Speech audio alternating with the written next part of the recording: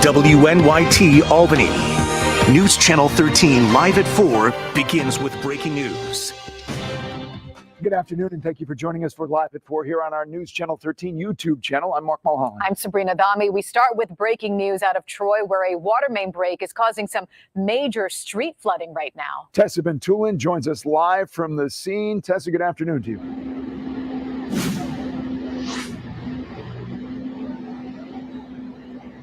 Hi, good afternoon, Mark and Sabrina. Yeah, we're at the crossroads of Federal Street and 6th Avenue right now. Good news is most of the flooding is clear, but you can still see some water actually draining out of this area here, going into the drain, because they've actually drilled a huge hole into the middle of the intersection here to find where that water main break is happening. So you see all that water pumping out right there, going into the drain here. They've got most of the flooding cleared up, which is good, but this intersection on Federal Street and 6th Avenue in Troy is going to be closed for some time. We spoke to the mayor today, Carmela Montello. She tells us that crews, Troy Public Utilities, and some others are going to be working well into the night here. So if you are going to be driving into this area, if you live in the Troy area and you're coming home, make sure you try to find an alternate route, because this intersection will be closed for the time being as they try to fix this. I actually see Troy police on each side of the intersection here, barricading the roads off and redirecting traffic if they're trying to get through this area. So this happened earlier in the afternoon. We got here about an hour or so ago. I believe we have some video as well of what it looked like when we got here. There was still some flooding happening and all that stuff. So let's also show you the soundbite that we have from Mayor Montello and tell us a little bit about this water main break. That's what happens in aging cities like ours. You have aging pipes, aging infrastructure, and on a moment's notice, you never know when a pipe's going to burst.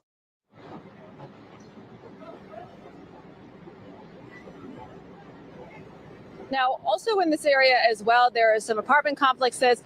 The one behind me, O'Neill Apartments, it's for disabled persons as well as older folks. So we asked Montello about that, and she said that those people should not be affected. They are not without water because there are other connecting pipes kind of offsetting this one here behind me. So crews working well into the night here, but we'll have updates coming up on News Channel 13 live at 5 on YouTube, live at 6 on air on News Channel 13, and live at 7 o'clock as well. But for now, reporting live here in Troy, I'm Tessa Bentulin. Mark and Sabrina, back to you. Tessa Bentulin live at 6th and Federal in Troy. Thank you very much. Breaking new details on the deadly shooting last night in Schenectady. We now know more about the woman who was killed. Also, how many children were around at the time, according to police. News Channel 13's Zach Richter has the latest on this. That's right, Mark and Sabrina. Police announcing just a short time ago the victim from last night's shooting, and that's 30-year-old Erica Brown. Police also saying when they arrived on scene last night that they found a man in his 40s that appeared to be suffering from a self-inflicted gunshot wound. Now, that man, police say, is currently being detained by officers and is in critical condition at a local hospital. The incident happened yesterday as officers responded to 11 Charles Street just after 8 p.m. last night. The victim, Erica Brown, lived at 11 Charles Street. Neighbors tell us that they heard a dispute coming from the house and then two loud booms, which they say sounded like gunshots. About 8:21 this evening, our officers received a phone call for a female that had been shot on Charles Street. Our officers responded to the scene, located a female suffering from a gunshot wound or gunshot wounds. At this time, it's unknown. She was pronounced deceased on the scene. Upon arrival as well, they located a male who was also seriously injured. That male was brought along with police to a local hospital. Now, police also tell us that 5 children were found after the shooting unharmed and inside of the home. 3 of those children being Miss Brown's. Now, police are now calling last night's shooting a homicide, and anyone with information is asked to call the Schenectady Police Department tips line at the number below on your screen. In Schenectady, with coverage you can trust, Zach Richter, News Channel 13. Zach, with the latest on that, thank you very much. Albany Medical Center and its nurses failed to reach an agreement on a contract that expired last night. Nurses spoke up about the issue they say both sides disagree on: staffing. The Department of Health investigated Albany Med's staffing in June, but hasn't released its report yet. The State Nurses Association says staff quitting has led to long wait times for patients. We spoke with Albany Med's CEO today, and he tells us staffing and turnover of nurses is going in the right direction with 500 new hires since last year. That's according to Dennis McKenna. Stella Porter spoke with the Nurses Association. She spoke with Albany Med leadership. She will share the stories, and you'll hear from both of them coming up at 5 o'clock.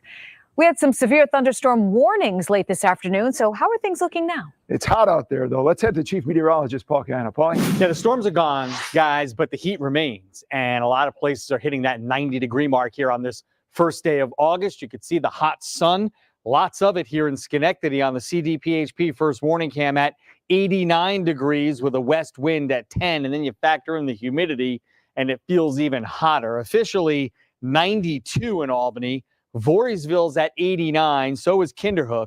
Catskill 91. Even some of the hills and mountains are well into the 80s, but you factor in the humidity and most everyone feels like at least 90 degrees. You can see here on the first warning live Doppler, not a whole lot of action.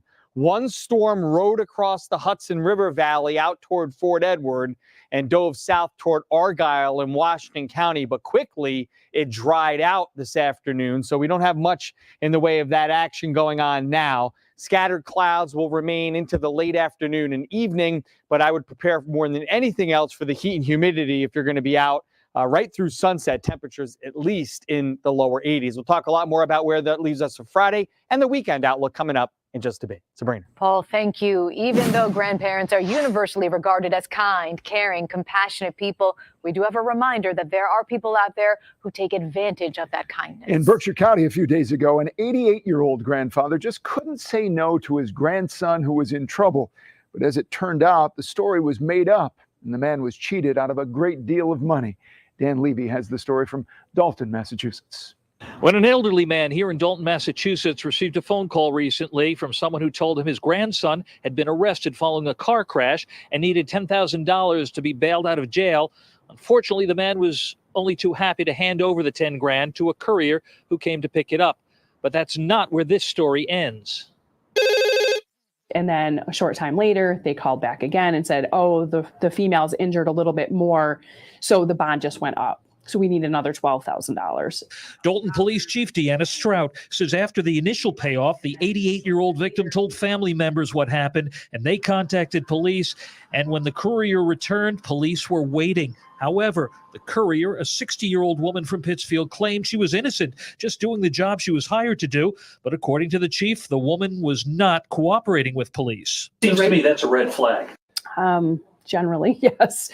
But, again, let's see where the investigation takes us. The chief says what happened in Dalton is what's happening across America. It's a typical grandparent scam, and scammers, she says, are good at what they do.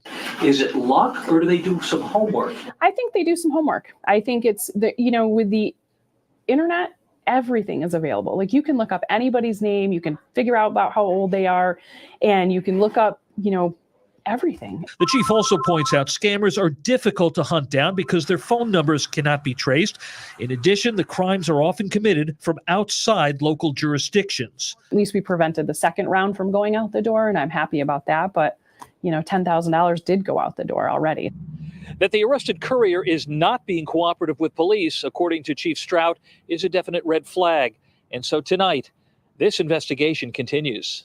In Dalton, Massachusetts, with coverage you can trust, Dan Levy, News Channel 13. From work, and I could already tell something was wrong in his voice. And he's like, we just got word that they closed us. Coming up in 60 seconds, hundreds of families looking at finding jobs at least a couple of hours away. Today we're hearing about the human impact of the planned closing for Washington County Prison.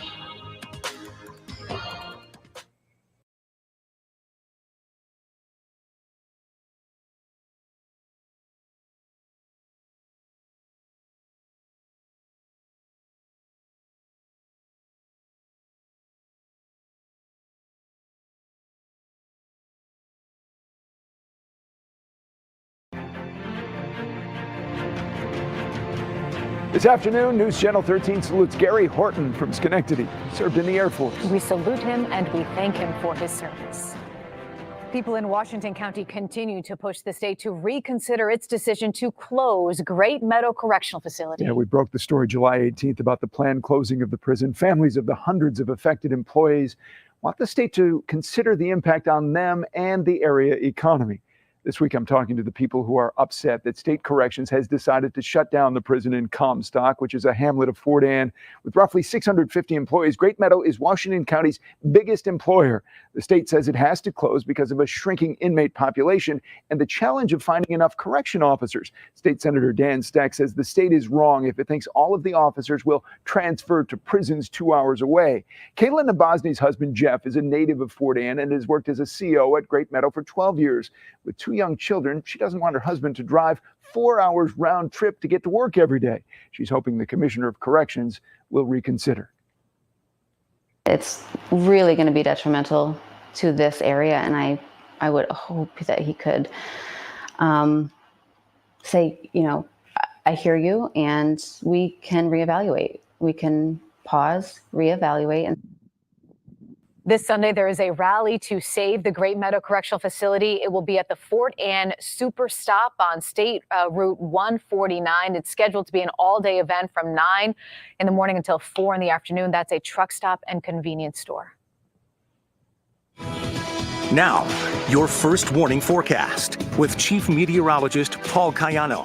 Well, 90 again today in the capital region after a hot July. In fact, with an average temperature of 77.3 degrees. That's highs and lows for the whole month of July. July 2024, the hottest July on record and the hottest of any month on record going back to 1874. So if you lived here in July this past month, you've experienced the hottest weather Albany's had of any month on record. You experienced that. Now, we also set a couple of other records. We know the July one. So far for summer, June, July, right? Meteorological summer, June, July, August, 2/3 of the way through. This is the hottest summer on record to date. We'll see if we can sustain that through August. We're already off to a good start, having it be 90 already today. And if you go all the way back to January 1st and add up all the highs and lows and average it, the temperature is 52.6. And to this point in the year, 7 months in, this is the hottest year on record. CDPHP first warning cam showing a ton of sun over Schenectady, 89 degrees. Dry on the first warning live Doppler. Notice the shower and thunderstorm action in Washington County dying out with time. So no more rain in the area. It's 92 in Albany, a lot of high 80s. And those that are in the 80s, and you add the humidity, it feels like 90. Kinderhook feels like 91. Just about there, Glens Falls, Johnstown, both 89. It feels like 94 degrees right now in Albany when you factor the heat and humidity together. So a wave of low pressure brought the showers and storms yesterday. That's on its way out. The next one is back over the Great Lakes. So we're in the sweet spot in between where, yeah, there's some heat and humidity, but a relative lull in the precipitation. When this front approaches from Chicago tomorrow, another round of scattered showers and thunderstorms are likely by the afternoon hours. So another hot day tomorrow afternoon, right back to 90, 92.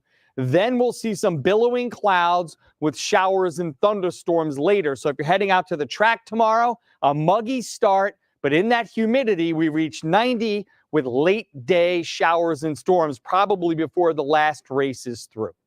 Here's on the hour-by-hour forecast. Notice the dry night tonight, mainly clear skies.